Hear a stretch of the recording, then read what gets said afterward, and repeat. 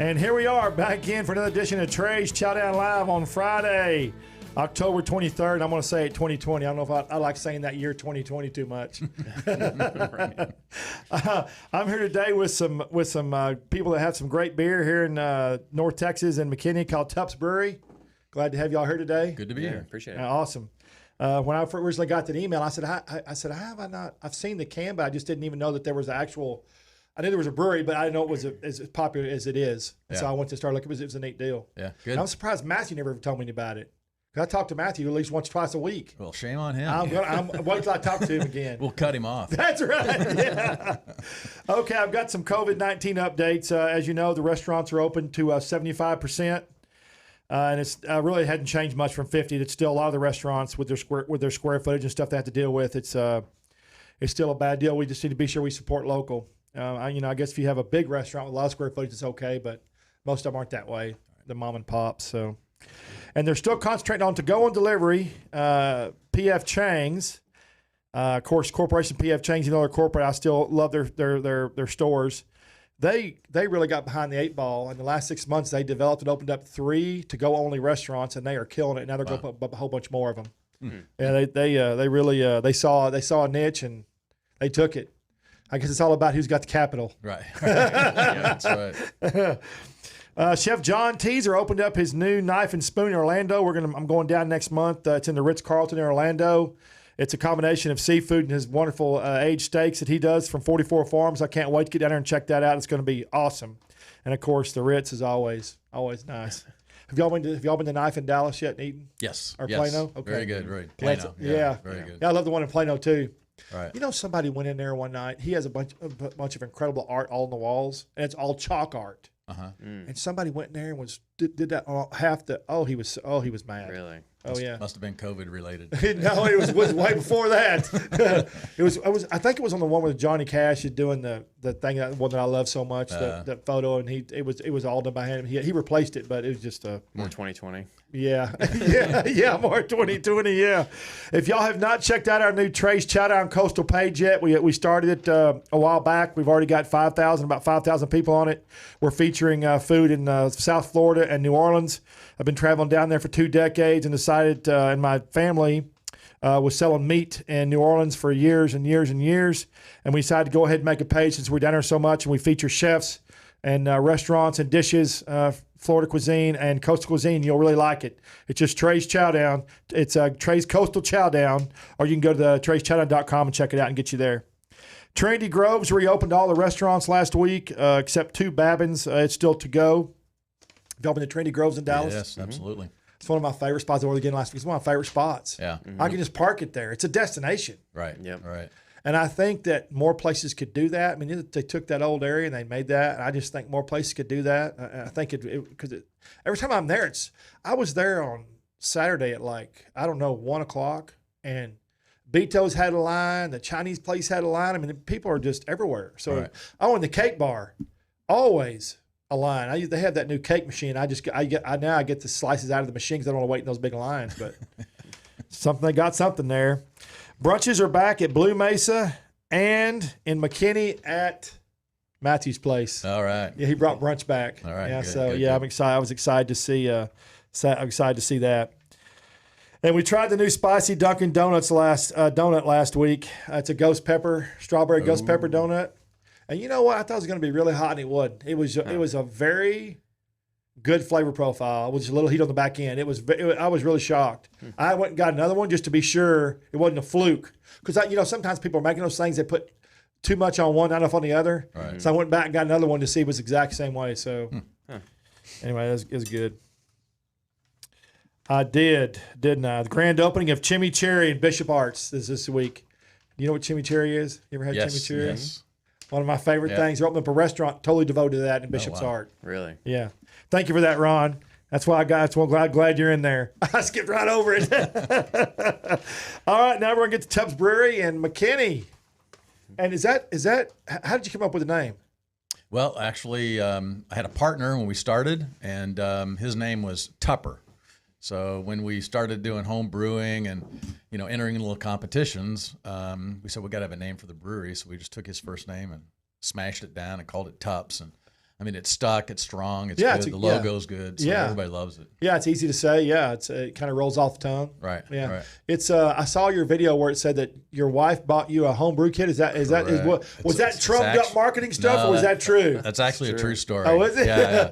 Yeah. Got the kit, went home, and Tupper, actually, we worked together. Right. And we did 3 or 4 batches in the house, and then we migrated to the garage, and we migrated to the street, and now we've migrated to a 17,000 square foot building. So and now you're migrating again. Yes. What'd you say, 40,000? 40,000 square feet in McKinney. So starting all the architectural drawings, everything now, and then it's going to take about 2 years to build it. But it's a huge craft community. Yeah. So it's a brewery, and it's a restaurant, and it's going to be retail stores. So it's a big undertaking. and you're over there close to Matthew's place. Yes. Yeah. We're really, really close. So that's the area. Yeah, he'll be complaining a lot and throwing rocks at us, but Well, right now he's got all that parking to himself. See, yeah, we'll take it. Yeah, we'll take it. Not for long.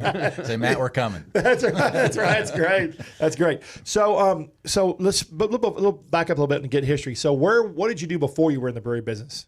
Well, I was in the semiconductor business. Oh, so okay. Completely different. Way different. Very, very different. Big corporate stuff, and semiconductor business has come dominated by Asian markets, from Thailand to Korea to China and Japan. And I mean, all those trips just wore me out. So it was kind of like, there's got to be a better way to make a living. And then I'm brewing beer on the weekend, and I'm going, I just need to do this. Let's figure out how to get this done. So, and then Chase, my oldest son, he joined. My middle son joined, who's our brewer, and then my daughter joined, who does all our marketing. So it's a family affair, and it's been unbelievable. I was just fixing to get to Chase when you said that. So Chase, how old are you? Just curious. 37. And you started. How long did it take you to start in the business after he started? So I think it was initially you and Chris and Tupper that were brewing on the weekends. I was actually living in Chicago during the kind of the homebrew days. Okay. I was up there for school, for work, and then when I moved back, I was working, finance, real estate, kind of the boring desk job, and there was, I think, the launch period, the building the brewery, the laying the bricks. There's a picture of that floats around all the time. Right. Where we all kind of got our hands dirty and we're helping to build the brewery itself. My sister and I would help nights and weekends, but kept our day jobs. So I think with the brewery opening in May, smart. Yeah, smart. Keep the steady income going for a little longer, But if we open in May, I think my sister and I jumped ship on our jobs and joined the brewery probably in October. There's a lot of good food. There's a lot of good food and drink in Chicago. Yeah, there is. Yeah. Yeah. Now y'all are just locally now. Like, how far do you distribute? How far does Benny Keith distribute you? Well, pretty much the state of Texas except Houston. Okay. We have not gone to Houston yet, and then we're in the entire state of Oklahoma. Oh, you are? Okay. Right. Why? Just out of curious, why have you not gone to Houston yet? Is it a distribution thing? It's a big market. Okay. And right now, in the location that we're in now, we are completely maxed out. Okay. So if we went to Houston, it would just no place to produce the beer. Yeah. So we got to get into the new facility and then grow from there. And the reason we went to Oklahoma is all these guys are Boomer Sooners. That's where they went to school. So it was a natural kind of transition. So. I don't know where I got that, but maybe your sister or something. I got that from talking to somebody. I got that. Yeah. Mm-hmm. So you're doing well in Oklahoma? Yes. Mm-hmm. Yes. Yeah. Really now, well. Oklahoma's a different percentage on the beer, isn't it? On the alcohol? Well, not anymore. That anymore, changed a year and a half ago. A couple years ago. Yeah. So now they got rid of the 3.2, and so it's all. And it's been a little bit slow to adopt, but yeah, now they're on full strength, and craft has kind of taken hold. So. Yeah, I went up there. I did that. I was up there in Chickasha for the Oklahoma State Food Truck Nationals, and it was a big deal. And I was in a brewery there in Chickasha, and they had just started their kitchen, and they were serving food too. But there was people all over the place waiting to get the beer. So it's just funny. I never thought 15 years ago, 20 years ago, craft beer. What's that? And it just all of a sudden it took hold. Like maybe the last decade is it really grown up the last decade? Maybe. Well, yeah, and I think Texas, Oklahoma, we're kind of late to the game. I mean, if you go out to California, to Colorado, Oregon, Washington, the Northeast. Yeah. I mean, it's been hot for 20 years, 25 years. Yeah. So we're late to the game, but we have a lot of headroom to grow. So it's a great market here, great young population, and big. I mean, Dallas, fourth largest metroplex in the U.S. So yes, sir. We're in a good market. Do you find a age difference? Do you find more young, more older? Or is it a pretty good mix? Well, it's a pretty good mix. Like if you take the tap room, when people come out and at the tap room, it's a lot of families, grandparents, parents, young kids, everybody's out there as a mix. But the reality of who really drinks a lot of the beer, I'm too old. Yeah. I can only drink a couple beers. These guys, they can pound them. Yeah. So that's the market, not this. Yeah. So. Yeah, I could kind of see that. I can see people enjoying it, just not drinking a lot of it. Great massive numbers. They're like me and my whiskey. Yeah, exactly. Just sip it and enjoy it. Yeah, I'll sip a bottle. Yeah. Or vodka. They've been working with Deep Ellum a long time, and they're good. They're good. So let's talk about. What was your first flavor when you first started brewing before you left the street or before you left your house? What was your first flavor? Do you still have that flavor? Well, I think so. I mean, the one on top here is our IPA. That was a beer that we've had out forever. Now we've modified it, changed it, improved it, advanced it. But this is one of them that stuck around. I think everything else is new, pretty much. Yeah, I mean, the big one that was all of our favorites, back from the homebrew days was, we called it Cotton Mill Gold, but it was kind of a malty pale ale. It had a good, medium malt backbone to it, a little bit of bready notes. And you have these favorites that you develop over time that become like a family favorite, and then your friends love it, and then you throw it out there to the market, and the market's like, I want something fruity. Yeah. So as much as you love it, you can't sell it. So we have to adapt and change things and move on. So do you think the market trends are due to somebody putting a new beer out and people start liking it, and then that's how the trend kind of changes, just like kind of a food or a hamburger type deal? Yeah, I think so. And a good example is the DDH over here. That's a hazy New England IPA style product, and it's very creamy and juicy, and it was pretty much a regional success story. Some in the East Coast and some in the West. So Chase and his brother Chris went out to Oregon and went to visit some hop farms and got exposed to what that is, and kind of brought that back to Texas, and it's been wildly successful. So that's kind of how something that somebody developed turned into a big success, and that's kind of what really sets us apart now, I think. There's a lot of IPAs out there, even though we think we have a great one. Yeah. But the the DDH and the Hazy New England's is that DDH. That's a good name.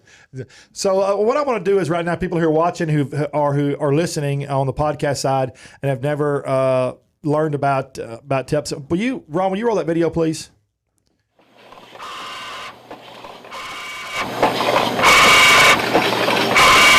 My name is Keith Lewis. I'm the owner and founder and president of Tupps Brewery. Tupps started about 6 years ago in the lovely city of McKinney, Texas. But prior to that, we actually were brewing beer for 4 or 5 years in my garage.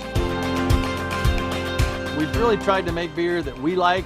We're not German classic traditional beer guys. We're American craft, and that's kind of the roots of why we did what we did. We opened in McKinney in May of 2015. We are packed, outgrowing the current facility, and looking for new opportunities in the city of McKinney with a whole new facility that will be opening up in first quarter of 2022. We looked at several cities when we were, in our pursuit of a new location. We just felt that home was McKinney.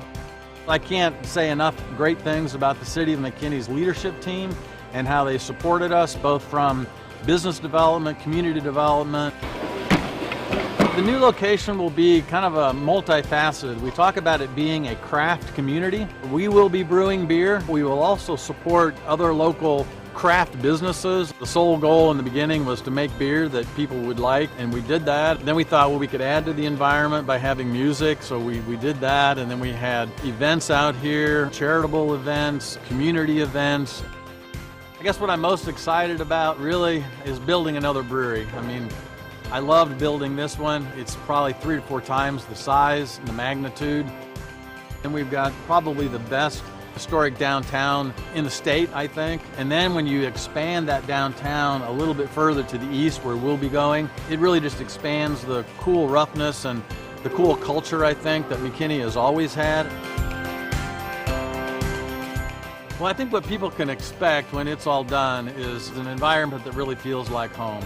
We're not chained, we're not prefab, real tough and rough and roachy, and real family environment.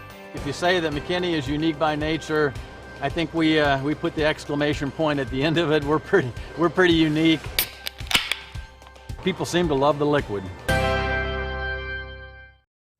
There we go. That was a great video, guys.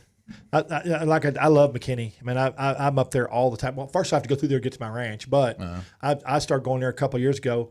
When I started my food deal 10 years ago, after we sold out, I need something to do. I started doing Fort Worth, and I quickly realized that Fort Worth just was not going to be big enough to do what I wanted to do. So then I went a little farther. I went to Dallas, and then I started just doing McKinney, and then Paris, Texas, and then out towards West Texas, and then Austin, and and now I'm in Florida, and so it's just if you really want to be a true food person and give people all kinds of variations of food and drink, you got to get out. You got to get out and do it. Right. And that's how I do it. Visiting all these places. Yeah. Mm-hmm. And now I got to come to the brewery. There you go. Yeah, definitely. Yeah.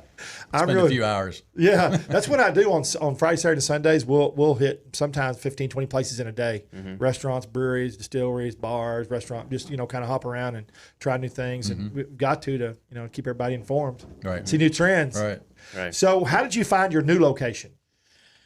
Well, it was a large process in a way because we knew we needed to move, and we actually kind of put it out into the ether, so to speak, that we need a new spot. We talked to Frisco, we talked to Allen, and we talked to McKinney, and all three cities were really interested. And I'll have to say that McKinney just stepped up big time. And from the mayor to the city manager all the way, it was just a great kind of marriage. And they said, we just don't want you to leave, so stay and we'll figure this out, and put together a great package for us.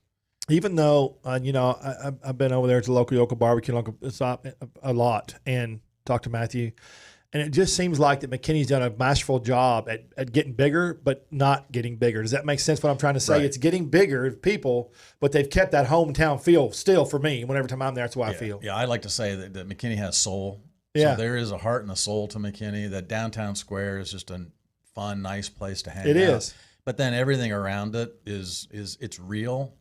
And that's what Tupps is. I mean, when you come to our place, it's not spit polished and chrome, and our corporate color is rust. Yeah, so I like that. Yeah, it's just a real environment, and that's what McKinney is. Other cities kind of they go for the biggest deal, and it's the most money, and it's a good place. It's a great place. And if you spend any time there, you can realize that. If you spend time looking and analyzing restaurants or bars or breweries or whatever, and you actually look at it and analyze it, then you can see that and all the business owners feel that way too. They all treat it like that. Right. Matthew's a big opponent of it. Boy, he talks about it all the time. Yeah, so. Yeah, he's a great advocate. Yeah, he is. When you create a flavor, what process do you go through to create the flavor? Like, is it a long 2-year process? Is it a short process? I know you told me you drink beer and talk about it, but what's the actual process? Well, really, we've got a pretty cool conference room. We go into the conference room. We talk about maybe a place in the market we think we need a product, and Chase will work with the sales team to understand where those opportunities are. And then it's just like, well, what if we did a beer like? And then Chris, my middle son, who's the brewer, just kind of digests it all and says, I think I can do that, and this is what it would taste like. And we kind of give him the keys to it, and he just goes out and makes it. And we haven't had any boo-foos yet. I mean, it's been very, very good. So he's nailed it. So how did you? Now, you started first. Did he come in right after? You were talking about a while ago. He was one of the three coming in the beginning. It was Tupper, myself, and Chris. And he had no experience before that. His experience was in the garage. I mean, that was pretty much it. But he really took to it. He loves cooking. He's a kind of a chef by nature and barbecue guy and all that. And this was just right up his wheelhouse. So he just got in there and dug into it and studied it, and he's constantly on his phone looking at data and research of how you do this or that. He's not afraid to pick up the phone and call breweries at other locations and say, hey, how'd you do this? Utilize his assets. Yeah. This is something that I think it's neat. I don't think people realize this. Brewers in today's time to brew craft beers are like chefs, because you're creating a flavor and a flavor profile. What do you have to do? That you have to cook stuff. So basically, you are a chef. You're maybe a little bit different kind of chef than somebody could on a skillet, but it's the same process. And sometimes it's a little more tedious, for what you're doing. Right. So it's kind of the same deal. Yeah, it's kind of the perfect blend between art and science. You got to know what you're doing for the the chemical reaction of everything, but then there's that little magic, and like the hazy stuff. How do you get the proteins to stay in the beer without settling out? That's a trick, and he figured it out. So Yeah, well, that's I never thought about that. Yeah, like from center to the bottom, you mean? Right. Yeah, right. that's a neat deal. Yeah. So you've never? Oh, go ahead. Sorry, Chase. Well, I was just gonna say part of the fun too of craft beer in particular is we do have that need for, the sales team comes in and says we need a Pilsner, we need this, we have a gap in our line that makes sense that we brew this kind of beer, and then Chris will take that feedback and say, all right, well if you guys need this, I can do it. But at the same time, we have conversations with Chris where he's like, okay, here are the 6 beers I want to do this year that sales is not asking for, sales probably doesn't need, sales doesn't want, and so we did last year a beer with raspberry and yogurt in it. Raspberry and yogurt. So how do you make a beer like that make sense? And there's no precedent for that. There's no history in the market that says, well, yogurt beers typically do this. I mean, that's just him saying, I want to try it. I think it sounds great, and that innovation and constantly, looking for something new and different and fun and exciting, it keeps people's attention, it keeps people wanting to come back to you.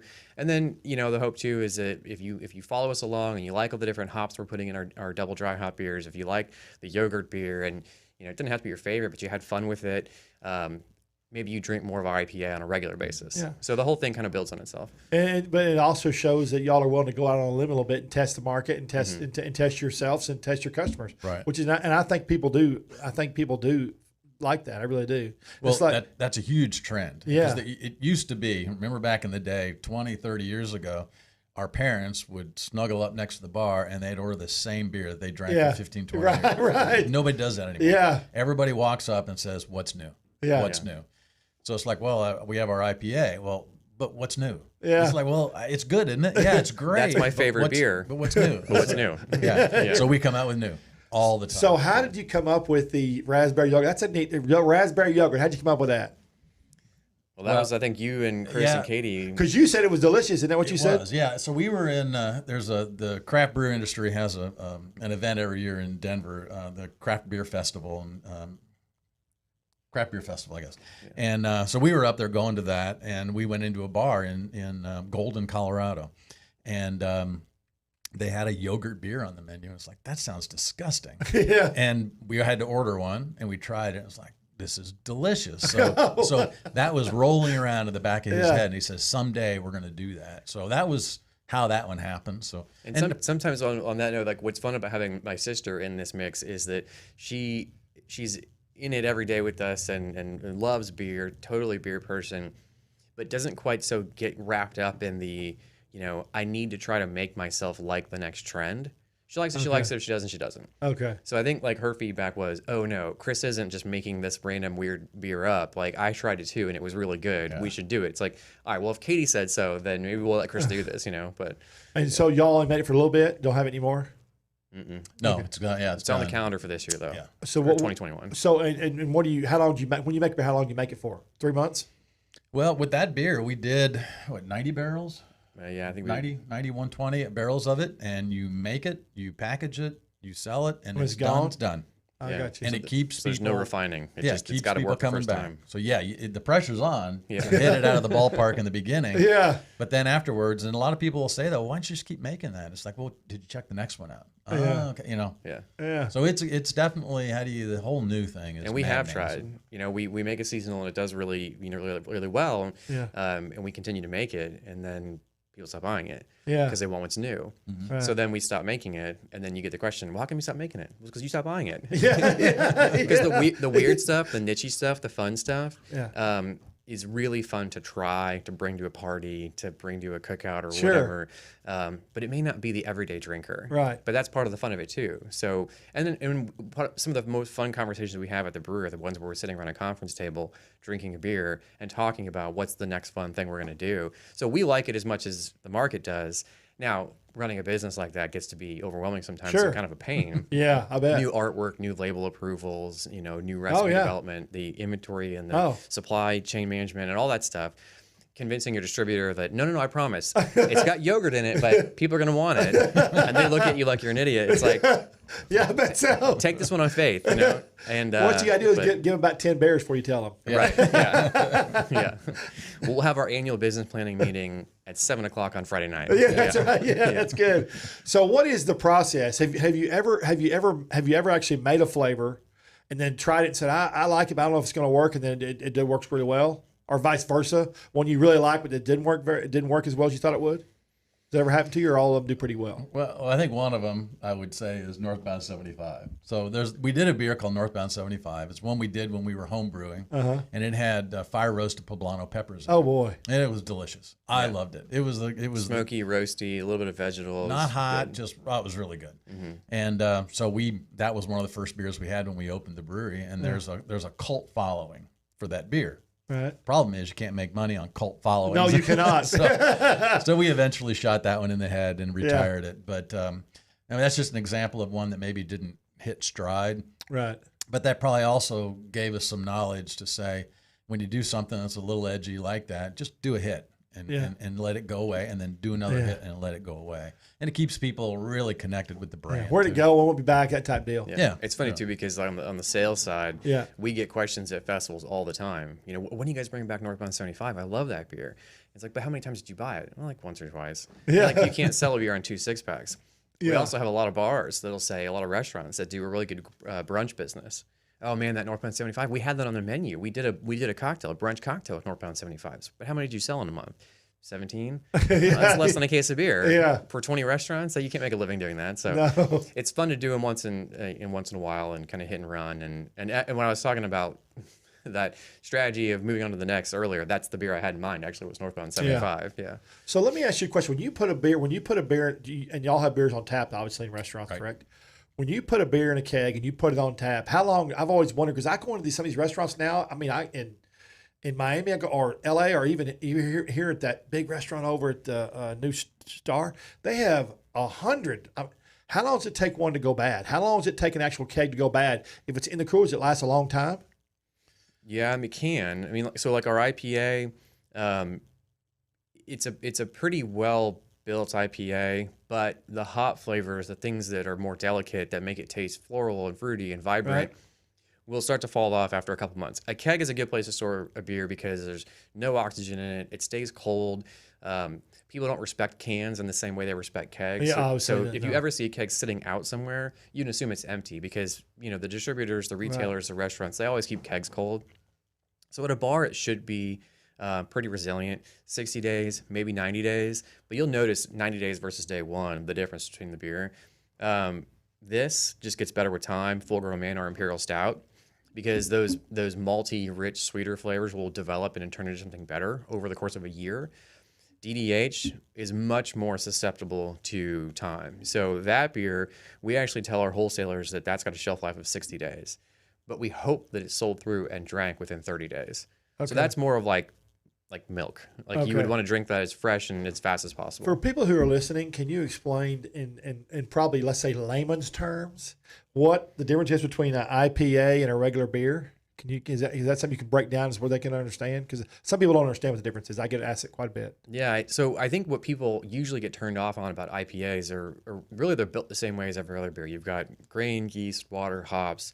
And then people think, well, IPA, you just put a lot more hops in it, and that's what makes it taste so bitter and disgusting. Right. Well, that's not always true, right? I mean, that classic West Coast style IPA, the goal of that beer is to add more hops, but leave it like drying, wanting the next sip, right? Mm-hmm. But even that is still pretty bitter for a lot of people. But the difference between that and maybe where the trends are going now is that when you add hops to, because you have to boil the wort. You have your grain, your water, you make wort, which is basically like steeping it, making tea. Right. And then you boil that. And when you're boiling it, you're cleaning the wort, you're creating a good, clean environment for the yeast.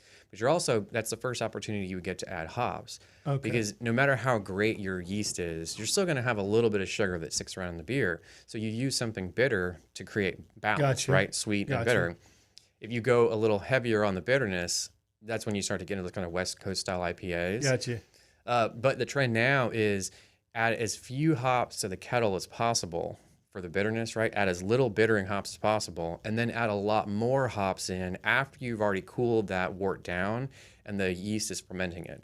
So that you're having to add more because you're not brewing hot tea, you're brewing cold tea with the hops. Gotcha.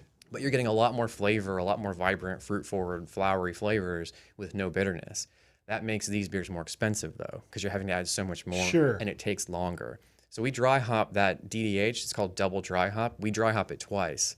because there's only like so much saturation in one load that you would get out of a dry hopping session. So you wait till that's got its 4 to 5 days, and then let it settle down, and then add more hops.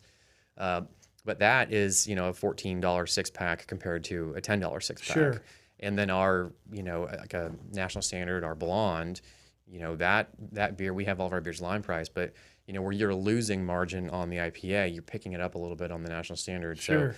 So because that beer's a little bit less expensive to make. Sure. So it's basically every beer you make is basically a craft beer. There's no you have to really attention to detail. It's all about balance. Everything is you're kind of balancing bitterness versus flavor to try and balance out the sweetness in the malt. But at the end of the day, most beers are built the same.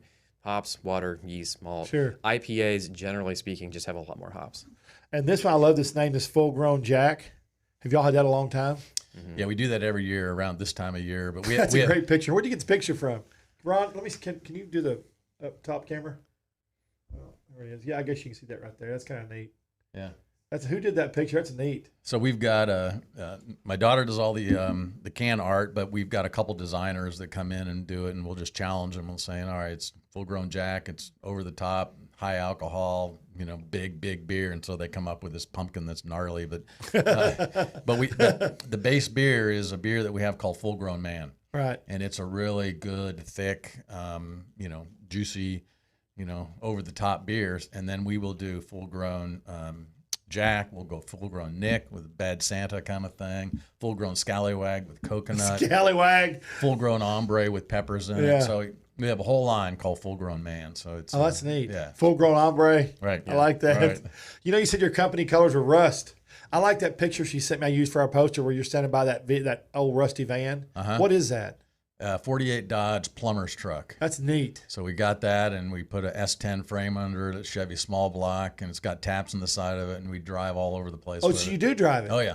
Oh, yeah. That's neat. Yeah. A lot of fun. That's really neat. Yeah, I really like that. I said, I wonder if they drive that. Yeah. It's on the road. It's on the road. So you said it's taps, so it has a refrigerator in it? No, we just put kegs in the back. Oh, okay. I got you. Okay. Sort of out of that. That's cool. Okay.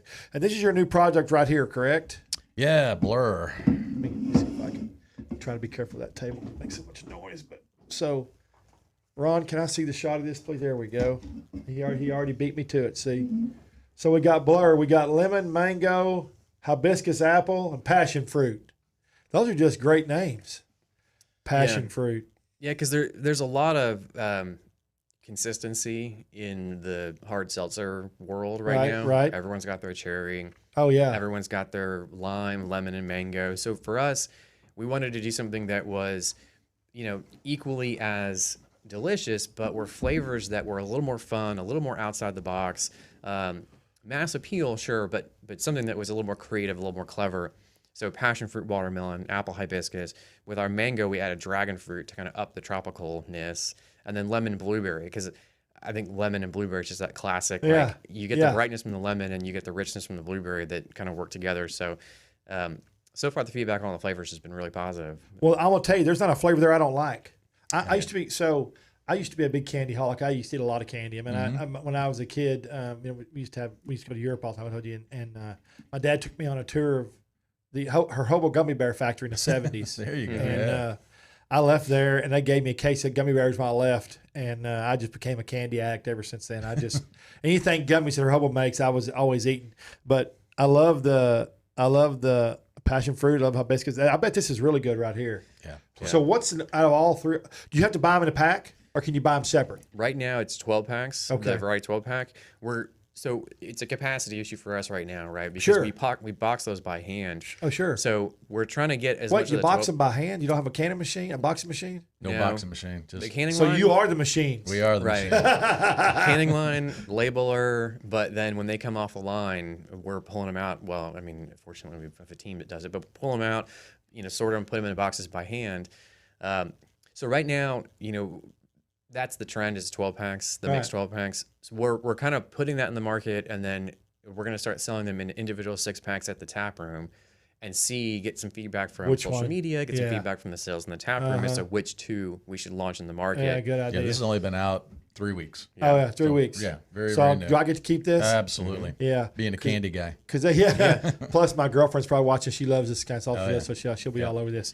So all the labels look fantastic. They're vibrant, and they are very inviting. You know what I mean? It makes you want to try it. Does that make sense? Right. Yeah. It's not some crazy convoluted, or blah thing. It makes you want to pick it up and try. I like it a lot. It's neat. Well, thank you. So this business is growing at triple digits. So the whole seltzer category. So we really almost have made a switch, and it's like, we start in craft beer. Now we're into hard seltzer, so we're becoming a beverage company more than just craft beer. Well, so you got to, in business, you got to change if you want to change and be successful. You got to and keep excelling in your product. You got to keep try new things. Yep. I see a trend. The reason now let me tell you what I think. I could be wrong, but I'm a big alcohol guy. Not that I drink every day, but I like alcohol. I think people like to drink things where the flavors cover up the alcohol flavor. Does that make sense? Like they want to be able to drink something that tastes good to them, to where the alcohol flavor, not so much the older crowd, but maybe the younger crowd, more. When I say younger, I mean 30s, 20s, 30s, 40s. Maybe they like to drink something that tastes good, so they can, I don't know, so they can enjoy what they're drinking. Could you think I'm right or wrong, or I don't know? Well, we hope so. We hope you're right, because that's one of the differences with this product is that this is flavorful. Sure. So with some of the other products, the big national brands, they kind of are north of water. Yeah, Am I drinking water, or am I drinking? I think there's a flavor in here. With these, no mistake, there's a flavor in this. So so far, it seems to have really resonated. So we hope that's a good trend, because as you can see, all the ADD dysfunctionality that we do in the beer business, we're going to do the same thing here. Yeah, I think that's a key thing to pick up on too, is that we do have a little bit of a different vision with this. It's got different color schemes. Sure. More leaning on the I name can tell. Brewer. Look, yeah. Yeah, but I think that as we grow up and into other categories, the heart and soul of what we do stems from the beer. It stems from Tupps. So like the rest is the corporate color. Whole concept being that we are who we are, and we are going to be a craft brewery first, and then that energy and spirit and enthusiasm and the creativity and the focus on innovation will be a big part of every other venture that we kind of experiment with. So. Yeah, and you say a beverage company. How long before you start putting energy in these things? Having an energy beer, good Lord. Yeah. Did good idea. Yeah, didn't they have some of those for a while? Wasn't there like energy beer or something? Four Loko. Yeah, I remember seeing. I love to watch comedy. I remember seeing one of the. I think it was. I don't remember who it was. He talked about it. He said he'd get drunk, but he couldn't go to sleep, so he didn't know what to do. He didn't know if he was drunk. It was funny, and it was funny, but good deal. But yeah, so these can you get all these on tap at the brewery? Or just in cans? Yeah, it's all they're on tap in the brewery. And then also for beer to go. So you can go to the brewery and pick up and buy it at the brewery. That's it. Take it with you. Now, before COVID, could you do that? Yeah, you could. It's only a few. It's been a year and a half now that they allowed breweries to do beer to go. So take home, we could sell retail. And then that was a great deal, because when COVID happened, that's all we could do. Yeah. So we had lines of people driving up to the brewery. We put a post out and say, "Hey, we have fresh IPA," and boom, I was just fixing to ask you that. So when COVID did, that was my dad. Hey, look at that. You ought to be in radio and TV. You led me right into my next question.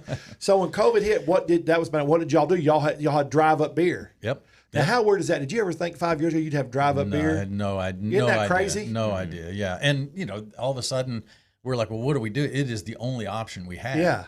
So we put a sign out front, you put it on social media, and literally lines of people would come. And it was really to get fresh beer direct from the brewery. And today, the volume is held.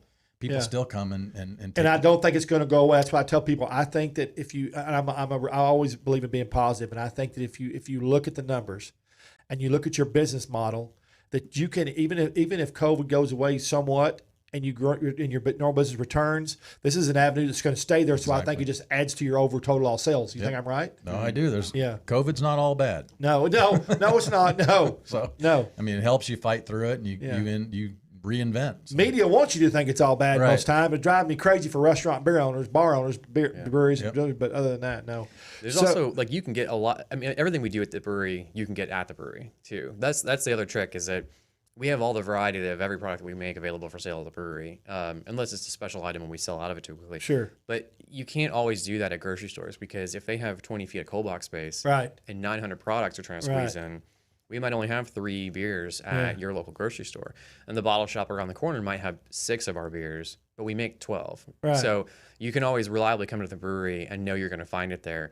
So that was another reason. And I think another reason that we did really well, and then a lot of breweries in North Texas did really well during the initial issues with COVID, was that there was a big push to support local, not just in the beer scene, but everywhere. Yeah. But in particular, there's always been an enthusiasm and energy behind the craft beer community. Sure. There's 15,000 people in a Facebook group, just all dedicated to North Texas craft beer. Right. And man, people were talking constantly in that group about go support your local brewery, go support your local brewery. So yeah, it's been great. Yeah. Yeah, and I mean that's been my whole deal. My social media surged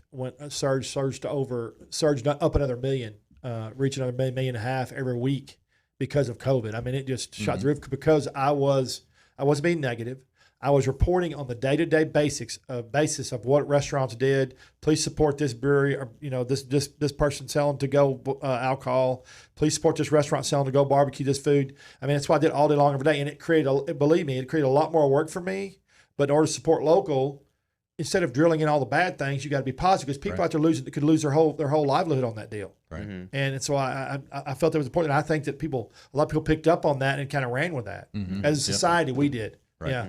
Good. I think if you look at certain parts of the United States, certain parts of the United States went completely negative and dark and didn't allow people to do anything. And I felt real bad about the business stuff they were trying to survive doing that. But as a whole here in North Texas, we did a pretty good job at it. Yeah. A really good job.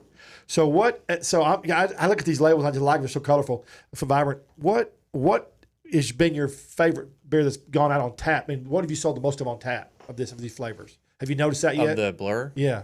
It's funny, as popular and trendy, and we talk about the triple-digit growth in craft seltzer, or hard seltzer. That has not landed on draft really yet. Like the success has all been in grocery stores and cans in variety 12 packs. So we didn't even get tap handle stickers done right away. Okay. So now that it's been in the market, it's been in grocery stores for a few weeks. We have had bars reach out to us. Few weeks. Yeah, saying, hey, woo, barn burner there. So we have had people reach out to us and say, we'd like to bring it in on tap. Do you guys sell this in kegs? Which, of course, we can. Sure. But our intention was really to push on the variety 12 packs first. So you sell cans at the brewery. So what I'm trying to get at is which is the best flavor? Yeah. What has there been one that's been best, or are they all pretty much the same? Well, I mean, the last thing, we had a meeting yesterday with the taproom manager, and she was saying that the mango dragon fruit was a real popular one. But then she'll also follow it up and say hibiscus apple because it tastes like apple juice. So it's like, I can't wait to try these. This is going to be good. It'll be good. My initial guess was going to be mango dragon fruit and passion fruit watermelon, but based on chatter and just conversations in the tap room with people and the internet, it's looking like lemon and blueberry and passion fruit watermelon, I think, are going to be the two standout flavors. But the nice thing is that we're having a hard time coming up with it, right? Which means they're all pretty good. Right. And people like all of them. So, exactly right. So I'm going to ask you first, I'm going to ask you second. What is your very favorite thing about being a brewer or owning a brewery? What's your favorite thing? If you could say one thing about it, what would it be? Working with my kids. Oh, that's awesome. Yeah. That's really cool. Yeah. And hopefully he says the same thing. Yeah. Well, that's really neat because when I initially, the first interview before I met any of y'all or knew about you, when she's told me all that, I'm like, wait a minute. This is because sometimes it's very hard for families to work in close proximity. Right. Like for me and my dad and my brothers to all be in the same room in the conference room together at the restaurant deal, we kill each other because we're all so alpha males and so have all such own opinions. Right. For you to be able to work together, that is a huge feat in itself, right? So that's neat. Yeah, no, we've got Chase does sales, finance, and then we've got Chris who does the brew production. Yeah. And then with Katie doing marketing, so everybody has different their own sets. niche. Yeah. And most of the time I can really just sit there. And they're just back and forth, and got it on cruise control. I don't agree with this, I don't agree with that, but at the end of the day, somebody comes up with something that's a common thread, and we do it. So That's neat. Yeah. What's your favorite thing? I mean, I have to say the same thing. Even if it wasn't true, I have to say it now. But no, it is true. I mean, it's, and I agree with you. I mean, we talked to a lot of people who, when we tell our story about his family business, they're like, oh gosh, I love my family, but I can never work with them, right? We have it all the time. And it is kind of amazing. I think that when we first opened the brewery, everybody has their own opinion, a different vision for where we want the brewery to go. And now that we've, been in the business for almost 6 years, you kind of get into a rhythm of, we all have our strengths and weaknesses. We all have a collective vision. We've decided we're not going to do this, or we're not going to do that. We're going to focus on these things. And then we look around the table and look, does that sound good to everybody else? Like, yeah, no, that sounds great.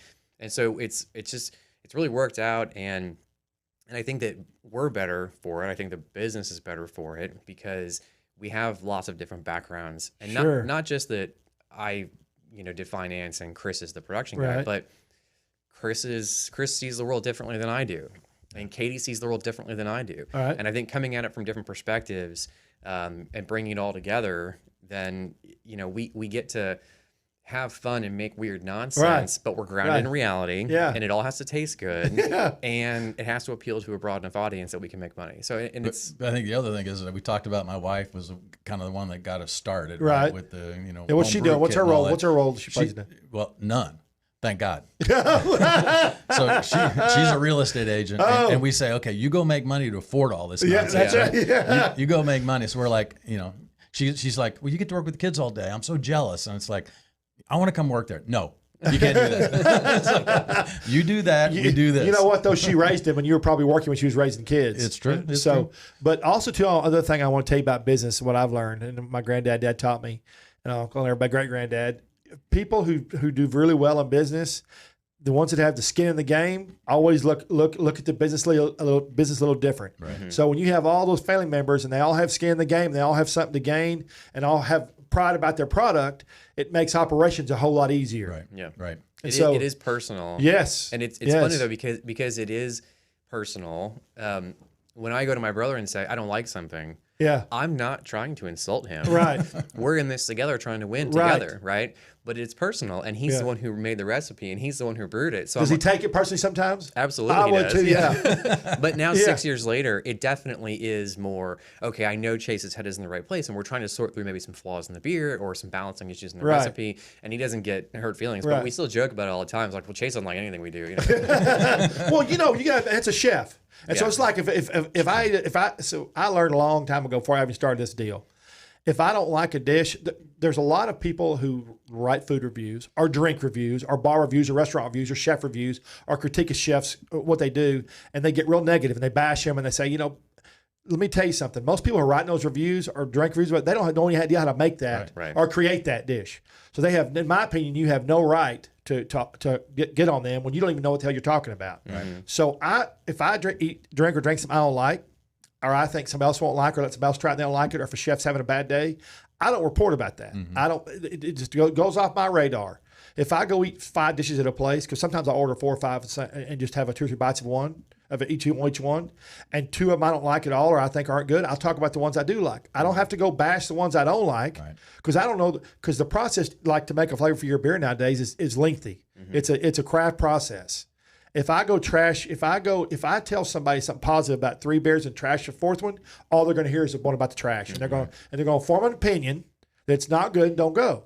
And so I can understand why you just all you hear is the negative stuff. Yeah. But I do have to say though that as Chris has developed as a brewer, and this goes back years. This isn't something recent, right? Right. We make all kinds of weird nonsense. Yeah. And he hits almost 100%. Yeah. Right? I mean, the hit rate and the quality is amazing. Yeah. I mean, 3-4 years ago when the beer, needed work, balancing and development and that kind of stuff. Yeah, we'd have a constructive criticism discussion. Sure. But now it's kind of gotten to the point where y'all might be set right for a reality show. Do you ever think about that? I'm serious. There's no reality show about a brewery. And there's no reality show about a brewery that has, especially, or any kind of alcohol that has a whole family involved. I mean, Do they pay well? They pay real well. They pay very well. Some of them make $1 million an episode. You tell me they pay well? Give us the contacts. I honestly think we would have made a better reality show 5 years ago. I think we're too boring. No, you don't realize if somebody followed you around 24 hours, 7 days a week, and they played it back for you, you'd understand. You don't realize there's always something good 24 hours a day. As soon as you forget the cameras are there, if I'm somewhere and someone's following me around with a camera and a video camera and a camera all day long, I forget they're there after about an hour, and you don't. That's when they get the real good candid shots and the good stuff. Yeah. If you're trying to make something happen, it doesn't always facilitate. Are you also an agent? No. I just know it's good. A good idea. Yeah. So y'all talk about 6 years. Like, let me tell you something. 6 years with your family every day, 365 days a year. That's more like 15 years. Right. Yeah. So you've compressed 15 years into 6 years, and if you take all of your knowledge and what you're doing, that's a lot. I mean, 6 years is a long time. And now you're growing for your third time, right? Which hopefully, it might not be your last time, but it's going to be for a while after you get to that big facility. My last time. Your last time. Is it stressful? Oh, it is. Oh, yeah. Oh, yeah. Yeah. Well, the next 2 years to get this building, get the whole thing open and spending millions of dollars. It's like, let's get that done. So. Yeah. But it's also to the tension of like when you used to open up restaurants. Man, I'm telling you, it's every day. It seems like every hour. If you're doing 2 or 3 at the same time, it is stressful. It is. It is because once something goes wrong here, once something goes wrong there, one thing can't. It's just sometimes you got to adapt and overcome it. Just figure out something to make it work because sometimes there's not an easy fix. Right. You got to pick your battles. Yeah. Boy. Yeah. I've learned that too at my age. Pick your battles. All right. Oh, that's fine. That's fine. You go walk away screaming, hollering inside your brain, but it's not worth it, right? Right. Exactly. Yeah. Well, it's been great having y'all. I really Thanks for having us. So what do y'all have? What do y'all have on tap before I start talking about my donut man here? What do y'all have on tap? That's right. I'm going to talk about donuts, y'all. Craft donuts. We're going to go from craft beer to craft donuts. So don't go anywhere. So what do y'all have on tap? So people, spit over the microphone. You've got music at the tap room, correct? Right. Is that every weekend? Every weekend, Friday, Saturday. Friday, Saturday. All day or at night? 1 to 4 in the middle of the day, and then 7 to 10 at night on Saturdays. And then come by. Now, I know y'all. Do y'all still have food trucks there, or is that just occasionally? Yep, permanent food truck now. Permanent food truck. Who is that? What do you have right now? There's a small restaurant in McKinney called Rye. I've heard it. And Rye opened kind of a gastropub food truck thing in the back. So it's really, awesome. Really good food. Well, that worked out great, didn't it? Yep, it did. Perfect timing. Just kind of you were looking for something to hook up that cart to, and just kind of hooked it right up. Yep. I really appreciate y'all. Is there anything else is there anything else we can talk about besides your new package? Y'all need to go. They can get this to the store, right? Yep. Get it to the store. Kroger at Market Street. Central Market. Specs, Total Wine, they all got it. So they all got it. I'll go in there, hold up there, and start screaming. But I can do Deep Ellum all the time. Every time I go into one of the Total Liquor, if they're out of Deep Ellum, boy, I make a big old fuss. I get all the managers over there. What are you? There you go. Yeah. But now they've got a lot more space because they just added a bunch of new flavors like y'all. So it's been great for the alcohol side. I don't do the beer side. Okay, so I want to. What's y'all's social media handles? Your social media stuff. Do you remember? At Tupps Brewery. Facebook, Instagram, I think it's TUPPS if you're listening, yeah. And Katie does that. So okay, something like that. Yeah. So I want to show y'all this real quick. Hang on. Oh my God, I gotta grab it. Oh, there's your face mask too. Wait, let me see this real. Y'all sell these at the brewery? Mm-hmm. We do. So they got Ron. Yeah. Look at that. They got these face masks. You can get. That's a big one. That's like you put on your. So if you wear it with the beard. Right. So our Imperial Stout is the face of a bearded guy from like nose down, basically. Oh. So if you wear that, you are the full-grown man. Oh, awesome. Yeah. Okay, Ron, can I see this real quick, please? All right, guys. Let me get my hand out. Hang on a minute. All right, so this is Doughboy Donuts. These are all craft donuts. Are all still made by hand. He does a massive business over there, but he's having to, due to COVID, he's having to close his restaurant down. This is his last weekend. If y'all are in Fort Worth or Arlington, I want y'all to run by and grab you some donuts from Doughboy Donuts. He's open from 6 in the morning till noon. And everything they make from the Fruity Pebbles. Look at this thing right here. This is a Reese's peanut butter cup donut, all done by hand. He's got 6 people in there. You got bacon on maple bacon. Wait, that's just sriracha bacon. He's got a maple bacon donut. I mean, and the flavors are, and you can see he doesn't skip on anything. Mm-hmm. Sometimes you go to these little craft donut places. The donuts are little bitty. Not this guy. Fruity Pebbles. Oh, and they are delicious. If y'all want one, I don't know if you don't, guys, but if you want one, I'll give you one before you leave. Right. Yeah, I bought them. I want everybody to eat them. So, back over there. So this weekend, y'all, please get to Doughboy Donuts and show them some respect. They're going to open. They have an awesome food truck. They run around the Metroplex selling these donuts and food truck. They're putting their food truck back in operation. They're moving to Burleson. They have a new space. They got to work on it, so they're going to run the food truck for 3 or 4 months while they get their place in, and they're going to go back to Burleson. Okay, good. That'd be something good to have to brewery. Oh yeah, you got a food truck now. So I mean a gastropub. We do donut and beer pairings. Oh, do you? Very popular. Yeah. That'd be awesome. Yeah. They're good at it, and he's been on my show, and he's just an awesome guy. Works hard, and started it. Worked for somebody else to start it. And I remember him telling me he had started in his house, and his wife and mom were killing him because they had donuts all over the house with sugar and flour, and it was just they finally kicked him out. All right, so if y'all are trying to get a hold of us, it's Trey's Chowdown. If you're on the podcast side, it's Trey'sChowdown.com. Remember to check out our new coastal page at Trey's Coastal Chowdown on Facebook.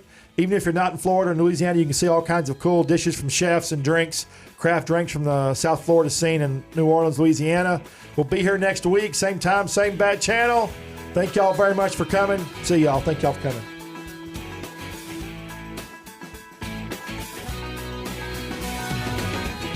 Hi, I'm Trey Chapman, publisher of Trey'sChowdown.com.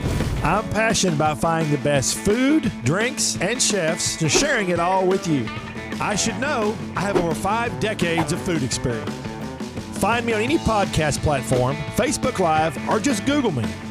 Now you can watch and listen to all my great finds every week on my live TV and radio podcast at Trey's Chowdown Live.